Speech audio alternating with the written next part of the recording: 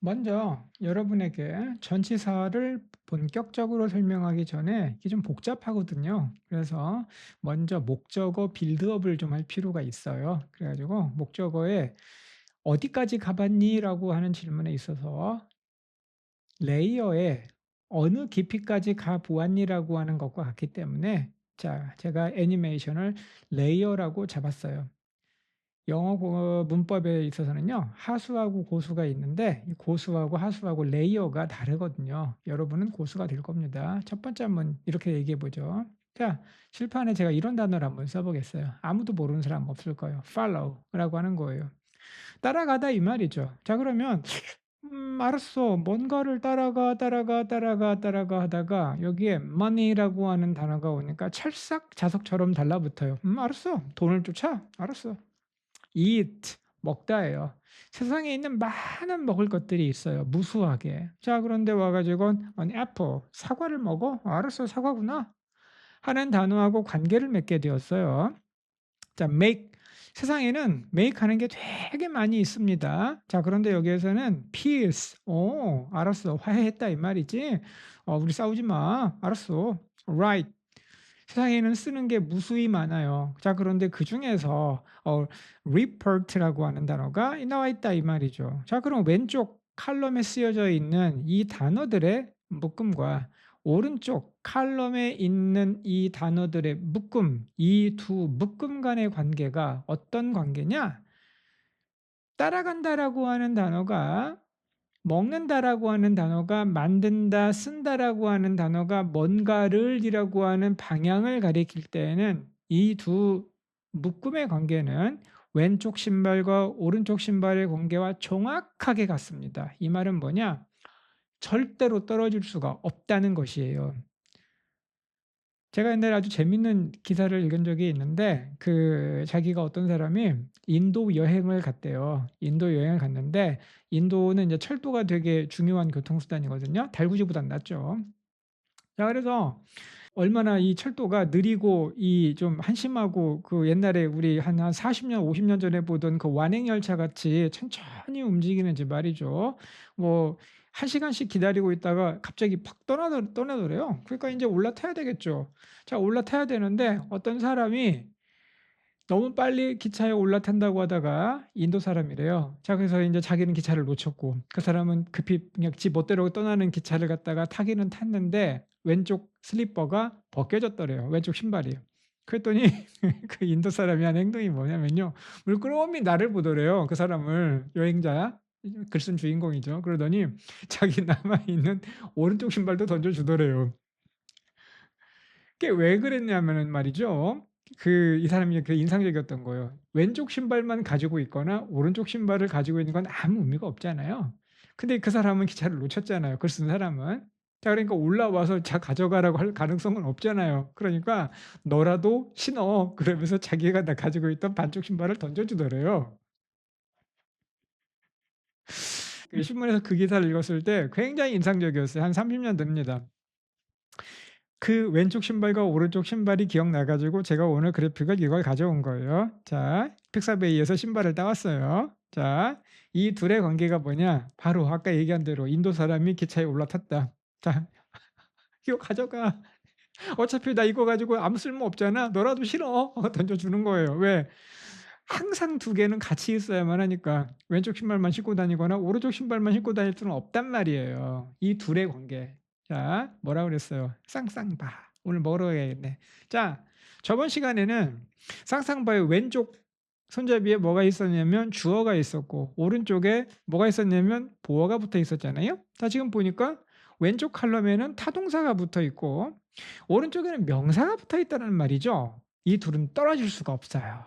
자, 이 관계. 자, 그러면 두 절대로 떨어질 수 없는 두 개를 우리가 뭐라고 부른다고 그랬죠? 경제학에서는 보완제, 영어에서는 보어. 그렇다면 우리가 알고 있는 개념을 계속 넣어 봐, 수학처럼. 그러면 얘 명사 뭐야? 얘 보어네. 앞으로 보어 그럼 쌍쌍바예요. 쌍쌍바 매출이 오르기를 바라면서 나는 먹어 본 적은 없어요, 개인적으로. 어쨌든 도움이 된다. 여기까지 이해 오셨어요? 이해되셨어요? 그럼 제가 전치사를 설명하기 위해서 지금 계속 빌드업을 하고 있는 중이에요. 자, 이제 이거 한번 보죠.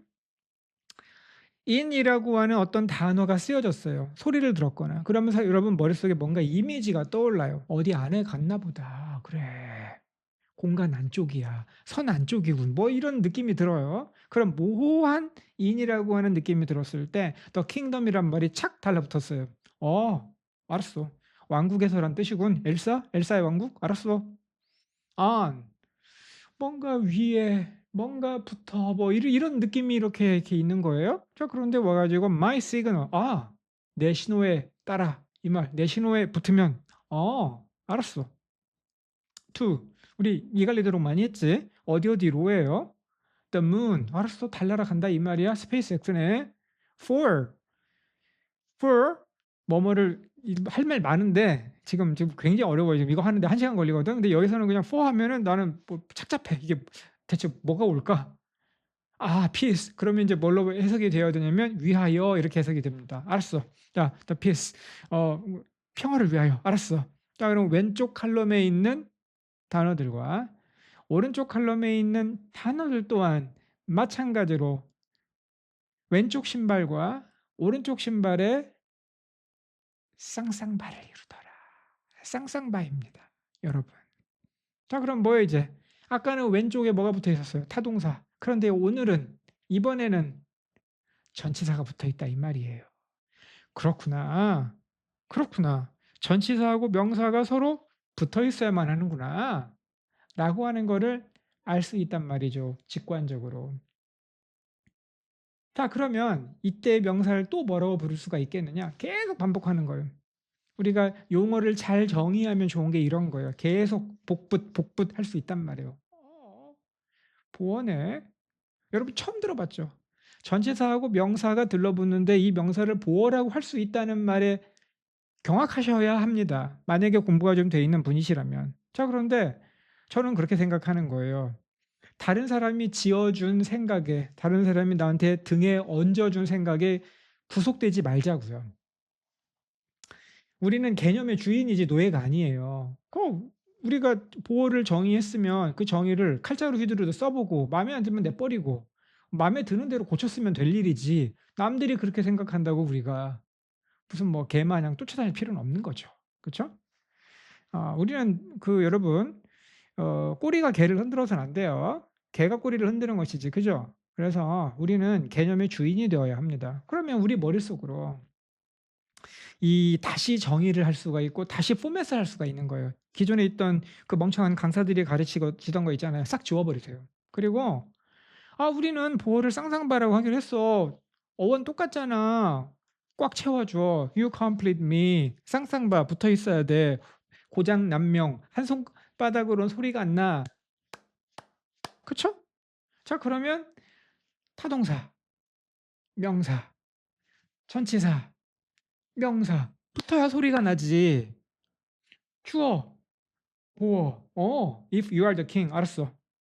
맞죠?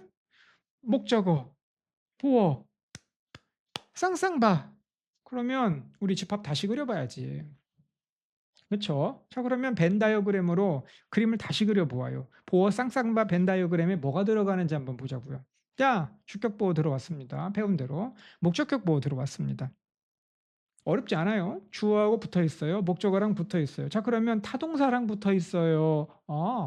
타동사하고 이때를 목적어라고 한다고 먼저 선빵치고 배웁시다. 왜 목적어라고 하는지는 또 아싸라게 뒤에 설명 나옵니다. 전치사 목적어. 전치사랑 들러붙은 명사 목적어. 알았어.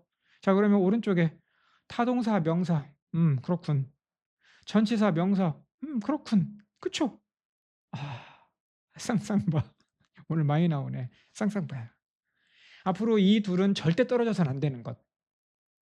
절대 떨어져서는 안 됩니다. 이거를 제대로 포맷하고 넘어가셔야 이 두 가지가 혼동되시면 안 돼요. 그래야 나중에 수동태를 제대로 할 수 있고 분사를 제대로 할 수 있어요. 그러니까 오늘 이게 기본기예요. 절대로 떨어져서는 안 되는 것. 알았습니다. 자, 그러면 여기까지 한번 정리를 해보도록 하겠습니다. 우리 4개는 빨리 스캔하자고요. 자, 앞에서 이미 배웠거든요. 그럼 오늘 새로운 줄을 나가야 되지 않겠어요? 5번. 타동사와 명사는 쌍을 이룬다. 봤어. 전치사도 명사와 쌍을 이룬다. 봤어. 자, 7 번이 핵심적이죠. 다른 사람이 모르는 것, 다른 사람이 듣지 못한 것, 그러나 우리는 이제 알게 된 것, 그래서 남들보다 우월하게 된 것이 바로 7번 때문이에요. 자, 읽어 볼까요? 보어의 개념을 좀 더 확장한다면 타동사나 전치사와 결합하는 명사 또한 일종의 보어라고 볼 수도 있다. 문법 학자들이 그렇게 얘기하거나 말거나 상관없어요. 여러분 대학교에 들어가서 문법을 배우잖아요. 다 학설이에요. 이놈은 이래 얘기하고 저놈은 저 얘기하고 뭐 모세가 십계명의 돌판으로 영문법 내려준 거 없어요. 자, 우리는 이렇게 이해하면 되는 거예요. 그리고 나중에 볼 때마다 하나만 기억하면 돼요. 따로 떼어 쓸 수 없다. 붙여 쓴다. 요것만 기억하시면 됩니다. 쌍쌍바. 위대하지 않아요?